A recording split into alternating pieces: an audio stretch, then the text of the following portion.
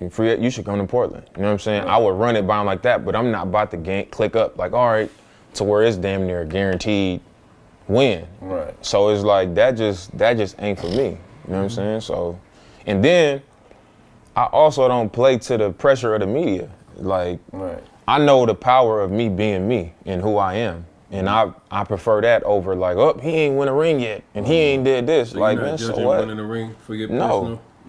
Because what I was saying, my legacy is gonna go as far as they want it to go. And I realized that, like, people. Damian Lillard was on the $1 Million Worth of Game podcast, and he dropped a gem which a lot of people aren't really gonna catch. You know, he said essentially his legacy is basically gonna go as far as the media pushes it. And so that's why he doesn't necessarily feel any angst to join up with a super team and try to win a ring immediately. And what I gathered from that argument is this, because long time ago, before the super team, I mean, guys like, you know, clicking up and the media really pushing the narrative of you don't have a ring. That championship ring used to mean everything for a player. And I say this, when I say everything, it meant everything for a player. Like, it separated the good from the great. Nowadays, because guys are clicking up in the super teams, the good are getting rings now, and we don't necessarily get to see the great come out of every single player as opposed to if they didn't play on the super team. You know what I'm saying? So, and honestly, that has cheapened the NBA championship within itself. But the media aspect of it as well, because the media, you know how they say it's the chicken and the egg? Well, this is the same scenario. Which came first, the super team or the media pushing a narrative that if guys don't have a ring, they're not great. They're not considered one of the greatest of all time. Because what Dame said, it really hit me, and it was very poignant, because you got to think about this, right? You look at Dame, who stayed in Portland his whole career. Let's just say he never gets a ring. His Hall of Fame ceremony is going to be much more respected than, say, a guy that won multiple rings, but he was basically a bandwagon guy. He joined the super team, and he didn't win a ring. Like, honestly speaking, and I hate to say this, but Dame's Hall of Fame enshrinement, if he gets one or when he gets one, is going to be better than Kevin Durant's. And Kevin Durant, essentially, to me, like, clicking up, whatever, like, he did what he did, but he had right to exercise free agency.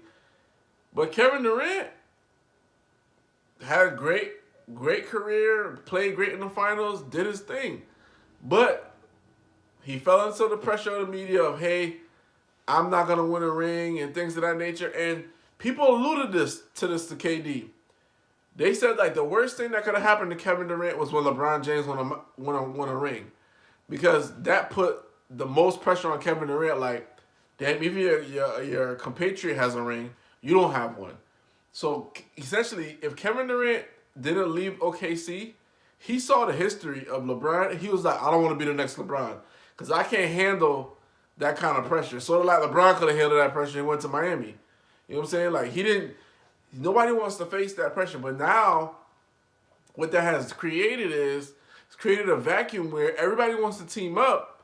And of course, you know, players do what's best for them because organizations do what's best for them as well. But the pressure of the media has essentially created these super teams, like it did in Miami. I guess like you could say like it did in Golden State. And what that does now is this. The NBA championship does not mean as much to these players. It is not the pinnacle of success anymore. These guys have hundreds of millions of dollars. They're wealthy beyond belief. They can get up in these mansions, buy whatever car they want. If they go out without a championship, it is what it is. And Dame is essentially saying that because you got to remember in the 90s and the 80s, when guys had a championship and they brought them rings out, You know what I'm saying? Like how Shaq be bringing his rings out, or Kobe used to bring his rings out, or MJ bring his ring out, or Bill Russell.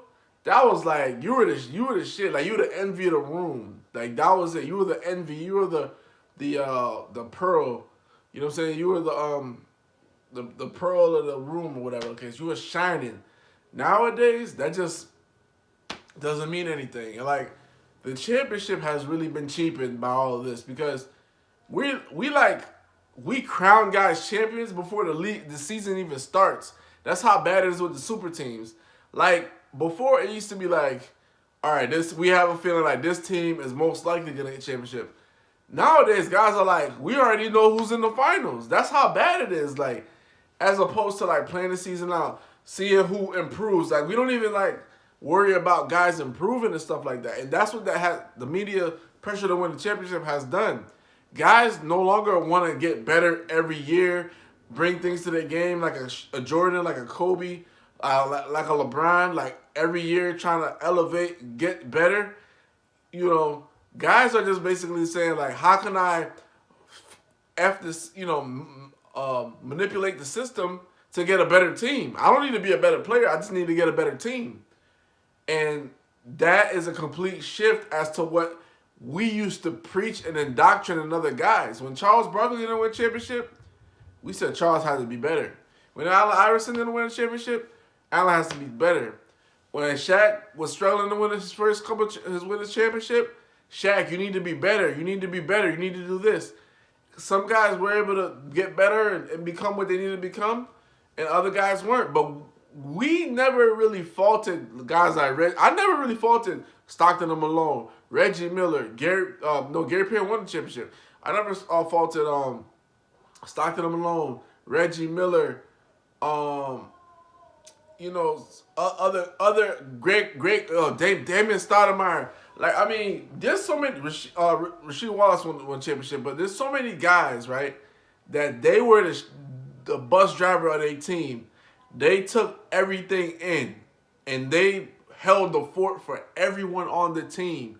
Like Reggie Miller, I don't ever want to hear a player say, well, he don't have a ring, or Chris Webber. Like, did you ever see those guys play, like how good they were? If they didn't win a championship, it might have been something like a freak. Like, I'll give you an example, Chris Webber. It came out to a tap out and a big shot by Robert Horry. If it wasn't for that, the Lakers probably don't get out of the series and stuff like that. This is what I'm talking about. Like certain guys, Patrick Ewing didn't win a chip. Did you see Patrick play every night? So that's what I'm talking about. It was like the championship was like the icing on the cake. It was like the pinnacle of success. Now because of the super teams, because of the media pressure, it don't mean anything. Now what the media is this.